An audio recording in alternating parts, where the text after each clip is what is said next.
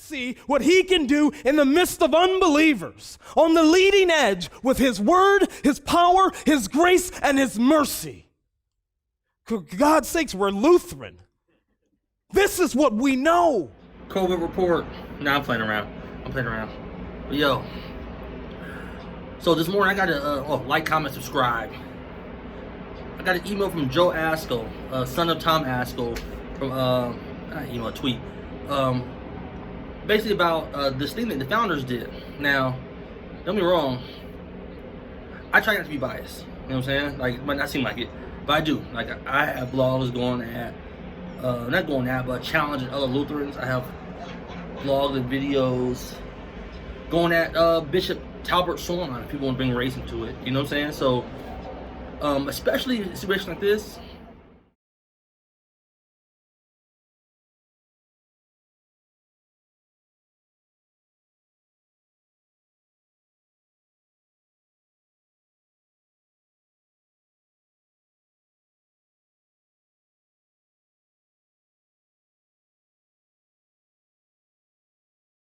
I have mocked the anti-social justice crowd for being quiet about this Ahmaud Aubrey case. How they always they put themselves in the position as experts on the issue and biblical justice and this and that nature, and belittle people who taken the pro-social justice or social justice warrior side. And it's funny how a lot of them have been quiet. So I want to thank Joe Ascol for sending me this, because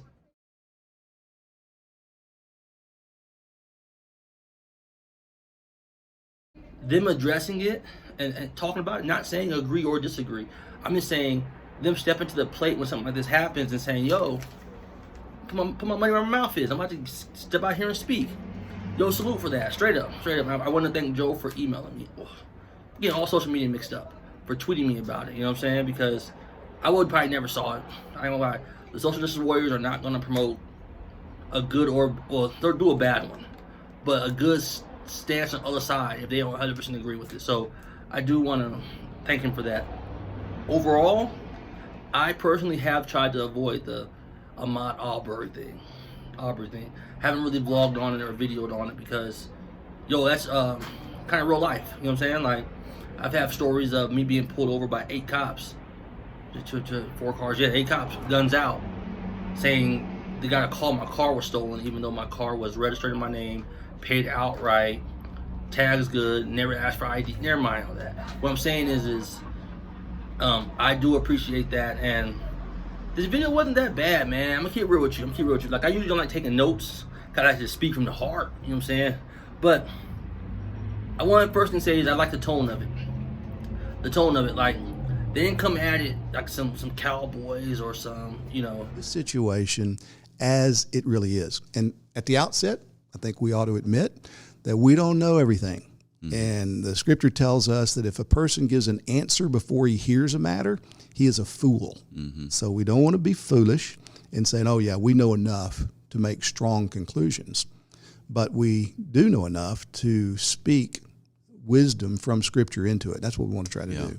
I mean, even before we get into the details, I want to highlight what you said about being emotional. They just looked at the evidence I was presenting, and that's been a big case or a big thing I've had against people right now is they'll view the video of Ahmaud walking into the house that's under construction, call it burglary, thievery, and things of that nature. So they're okay watching the video and concluding that. Through what happened and how we understand the Bible, the first thing that's clear to me is that Ahmaud is being charged with burglary. So in all cases, by the McMichaels. I'm not charged in an official sense. It's assumed that he had burglarized. Well, there's different types of crimes, right? You can allegedly be a murderer, or you could allegedly be a burglar, and Scripture is going to say that there's different. That those are two different things. They're breaking two different parts of God's law, and there are two different types of crimes being committed. So when it comes to burglary itself, one of the starting point is to look into Scripture and say, is there any citation in Scripture, Old Testament or New, where a society is to execute a man for burglary? And the answer to that is no. Exodus chapter 22 and verse 2 is a very important place to go. It says, if a thief... But yeah, some people, they're okay with using the video of Ahmaud walking in there to say, see, he's a burglar. He's thievery, even though he left holding nothing. But they're okay with that final judgment of the situation. But on the same note, they're not okay judging with the same conviction a video of what happened when he was jogging down the street, being followed by one of Michael's friends, video cameraing, and what transpired with him getting shot in the street. Like, that's outright hypocrisy. You know what I'm saying? That's partiality right there. So I really appreciate in this video that they took an even hand in a sense. Like, they viewed Ahmaud Aubrey walking in there. They came up with their conclusion to that based on the video, but they were in the same tone when they talked about the video of him being shot. They didn't say, oh, well, we can't say this. No, they used the same, okay, well, we see this happen also. We could say, that doesn't seem right. That doesn't seem right. And then they went on and talked about the law. I just appreciate overall, man, like, serious. The founders shocked me with this one. They shocked me with this one, and I would be a hypocrite if I didn't give props to where I think something was handled rightly, especially by somebody who I more so people would view me as lined up against. To be honest with you, I'm not really lined up against nobody. Except for Credo Baptist. But other than that, I'm not really lined up. Like, I'll listen to what you have to say. If it's right, true, or at least fair. And when I say right or true, doesn't mean I agree. Just to get out of the way. Doesn't mean I agree. I mean right, true, meaning that I at least feel that you're being fair with how you came up with your conclusion. You're not showing partiality and things of that nature when it came to how you got to your conclusion and things of that nature. You see what I'm saying? So another topic they touched on was very important that, like, I was actually edified by this conversation, to keep it real with you. Straight up, you know what I'm saying? Oh, one more thing. I think Jared Longshore, I think his name was. I don't want to butcher it, so I actually wrote it down. Yeah, Longshore. You know what I'm saying? If someone butchered that name, you can go a whole bunch of directions with it. I think the story he had where he pursued someone who stole a lady's purse from his church was like a perfect example. A perfect example. I can't say perfect because technically these guys, the Michaels, didn't see Ahmaud steal nothing, and actually he hadn't stolen nothing. But in this case, the person did steal something. He pursued. Now, did he go get his 9mm and hop out? You know what I'm saying? No. Founder's life, bang, start shooting. No. He followed him. He called the cops. He just followed him. He followed him. When the cops got there, he told the cops where he was. Like, that's a perfect example. I don't see how that doesn't apply here. Not saying they didn't apply that. I'm saying that I don't see how that didn't apply here. Like, they could have just followed him out. They had 2 cars. But I don't want to get too deep into that.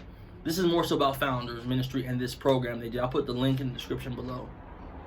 What they did was pretty good, man. I like another thing they touched on that really edified me is they talked about the militarization of our police force and our government in a sense. Take me skin for skin. I'm coming back at you with some kind of vengeance. But that's not what the text is doing. It's limiting what can be done. So if you come to me and you take my eye, I am not permitted to come take both of your eyes. Wait a minute. Does this mean that I cannot bring a gun to a knife fight? You're not allowed to bring a gun with a knife fight, which is just so we watch too many, Terminator movies or whatever. And movies. it's not just movies. It's not just movies. I mean, we need to face up to the fact that our whole policing efforts in the United States has been militarized beyond wisdom. And so there's this this approach with SWAT teams very often and other police exercises to use overwhelming force. And we've seen this play out. There's a popular. And they talked about how a lot of us get our definition of justice from society and videos. Now, don't apply that too broadly. I'm talking about the aspect of vengeance in that sense. How, like, straight up, like, if you harm my kid, I'm gonna harm you more. That type of logic. You know what I'm saying? I ain't gonna lie, I fall for that. I'm telling the truth. You know what I'm saying? But they went and talked about how that's not how it is. Like, you really can't go to a knife fight with a gun. You're not supposed to biblically, And you could agree or disagree. I like how they presented it. This isn't about that. This is about, I like how they presented it. They went into it and they talked about how how things should be viewed in a sense. You know, how you can't someone can't step on your shoe and you're talking about putting them in jail for 25 years, that type of thing. You know what I'm saying? Where overall, though, I think they really did a good job with this.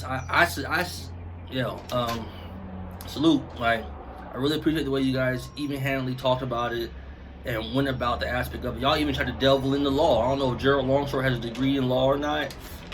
I'm married to a person with a law degree, so I hear those type of conversations all the time. But I did like that. Like, you guys actually tried to say that, well, even if this is the law, that doesn't negate this.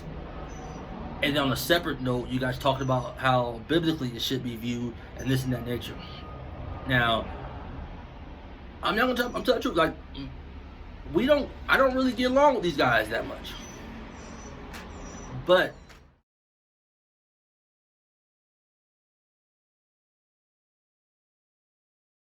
it'll be a shame if Lex didn't talk about this. He probably just wanted me to tweet back to him, but honestly, I had to do a video because he's right. He's right. It would be a shame if I didn't comment on this, the anti-social justice crowd reporting and giving their opinion and their perception of a social justice issue that happened in real time in society.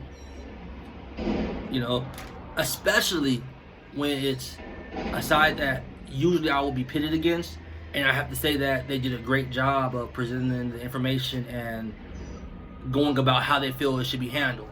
You know, so straight up, Wittenberg Project, like, comment, subscribe. Once again, thanks Joe Ascol for sending me that. Appreciate it, man. Thanks.